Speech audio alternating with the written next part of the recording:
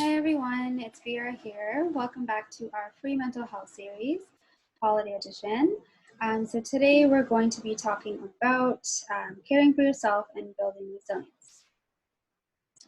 So resilience is our innate ability to recover and thrive from life's challenges. When we're resilient, we're able to see and view challenges as opportunities to become stronger, more improved versions of ourselves.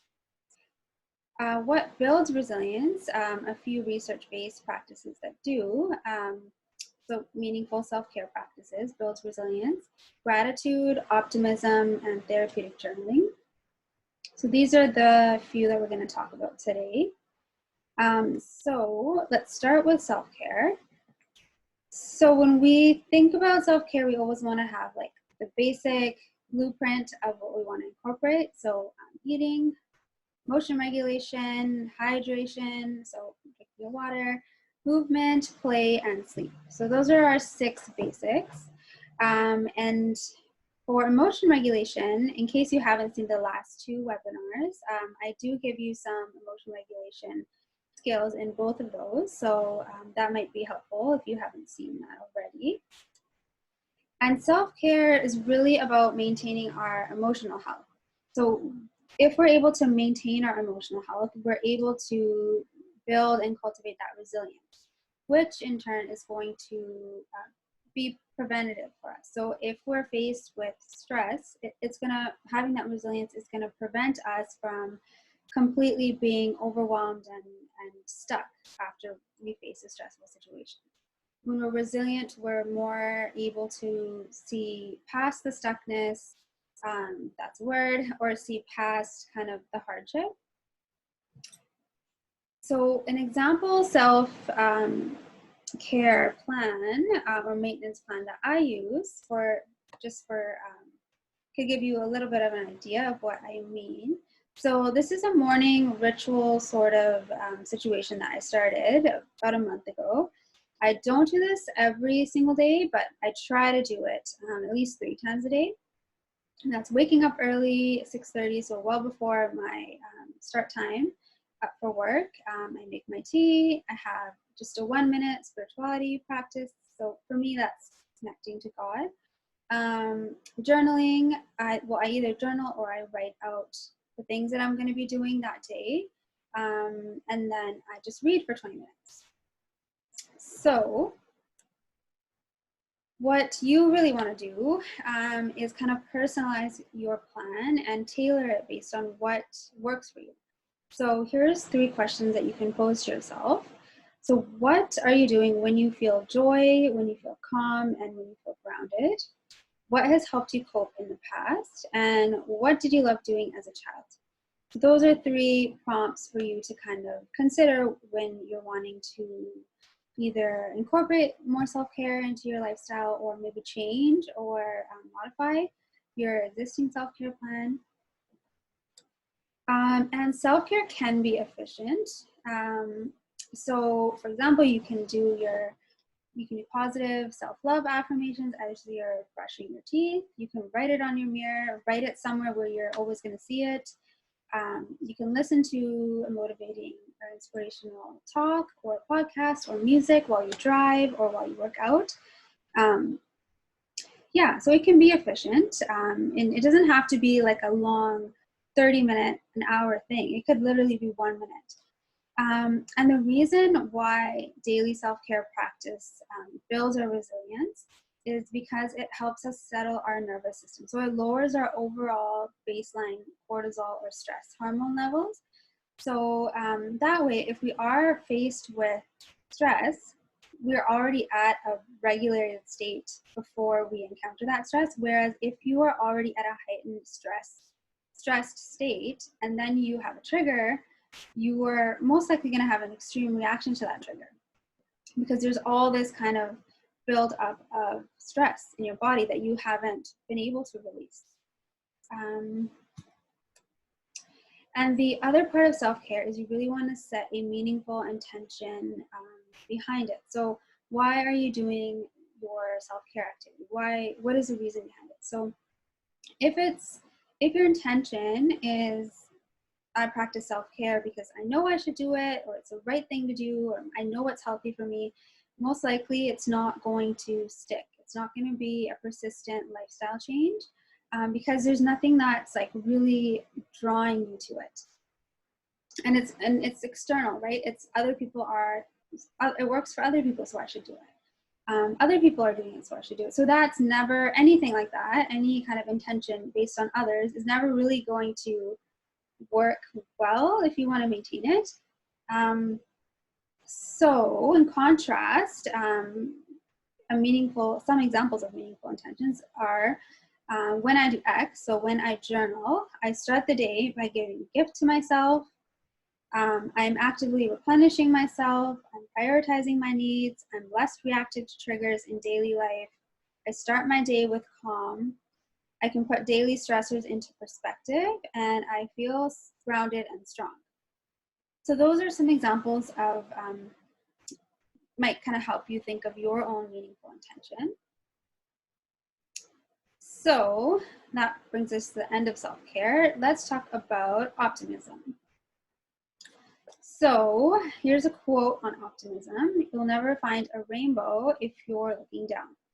So here is a nice photo of a rainbow that I found in Iceland. Just a fun little photo there. And so optimism is hopefulness about the present and the future. It's a significant determinant of mental health, resilience, academic career success, physical health, and overall happiness. And it helps us move forward. It helps us see the light at the end of the tunnel. And when you don't see that light, then you can kind of go into that thinking of, what's the point? I might as well just stay in this mode. Things aren't going to get better. So optimism is only 25% heritable, which means the majority of it is due to learning. So optimism is a thinking style that can be learned. And we're talking about realistic optimism, not rose-colored glasses. So we're not trying to ignore what's going on in the world. We're trying to understand the circumstances, but we're going to choose to focus on aspects of the situation that we can control, rather than those where we have no control. So here are a few little tips that you can use to boost your optimism. So know when you are starting to think of worst case scenarios. So just have that self-awareness of when you start getting into that thought pattern. And that way you'll be able to pause and stop yourself from going into a negative spiral. Intentionally produce positive thoughts to counter negative ones. Write down the best possible outcomes for areas in your life. Connect with optimistic people, and limit your news intake, because headlines are actually meant to be scary and meant to elicit, some of the time, an anxiety-inducing response. So an anxious response. So it's best to kind of limit it to, you want to, of course, know what's going on in the world. You want to know what affects other people and you, but you don't want to be consumed with it 24/7. So now let's talk about gratitude. So gratitude is a state of being thankful, appreciative, and ready to return kindness. So it increases our resilience by increasing positive emotions. So we're more likely to feel satisfaction, happiness, and pleasure when we are grateful. It enhances our ability to combat stress. It fights rumination or overthinking. It reduces inflammation in the body and improves sleep. So how can we practice gratitude? So we can simply just say thank you more, whether that's to ourselves, to a person, to nature, to a higher power. You could acknowledge 3 things that you're grateful for every day, and recognize the source. You can write a gratitude letter or contact someone that you are grateful for and kind of express that gratitude to them. So a fun idea for when you are gift giving this holiday season or writing holiday cards, you might want to add just a nice thank you, just to express your gratitude in that way, even if it's for something that to them it might be small, but for you it's still something that was done for you and you still want to express that gratitude. And mental subtraction is another interesting one where you're going to imagine your life or how your life would be if a positive thing or event had not occurred. So that one can give you an interesting perspective. And now we are on to therapeutic journaling. So therapeutic journaling allows us to express and process our emotions and thoughts.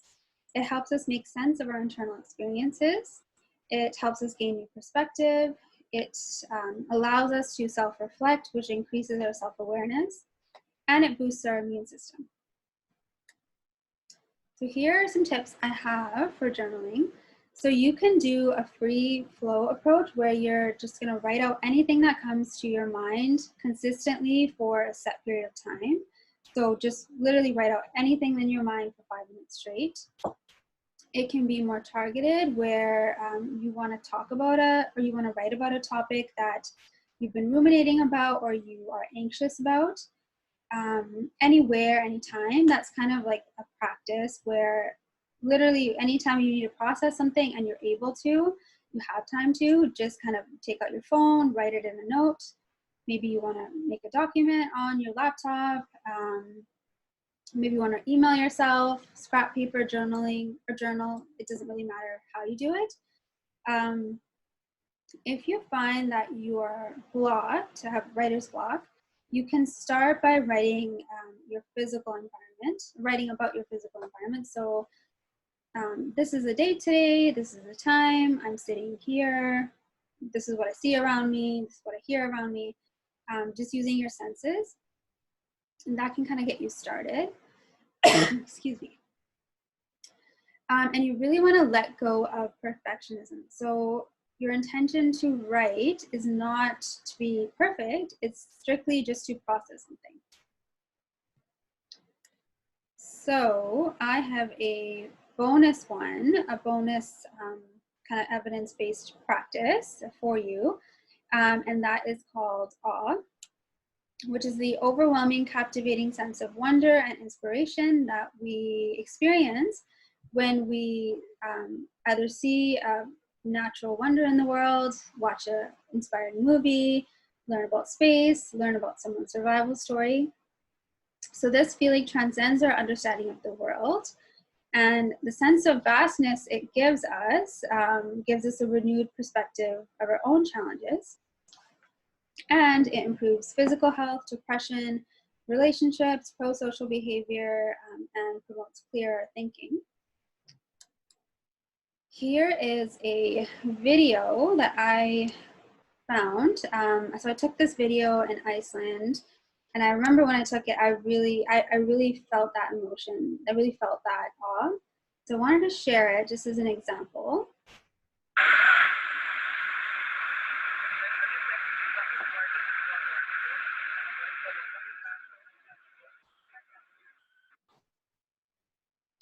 So that was something that stood out to me. There's also a video on YouTube. If you just search Yosmite HD2, it's just a really, really beautiful video of scenery. It's just really, really amazing. So it really does inspire that awe in you. It really kind of promotes that feeling. So, but I would say just my tip on awe is just to try to increase experiences that give you that experience. Yeah, so that was a little bonus one. And I just wanted to leave you with this phrase: you have the power to create calm in your life. And hopefully the tools we talked about today inspired you to feel more confident in creating calm in your life. Yeah, so thank you so much for listening again. And I wanted to let you know that we'll be having, in the new year, another webinar on what counseling is about and how it can be beneficial to you. And I wish all of you a great, happy rest of the year, and see you in 2021. Bye. Thank you.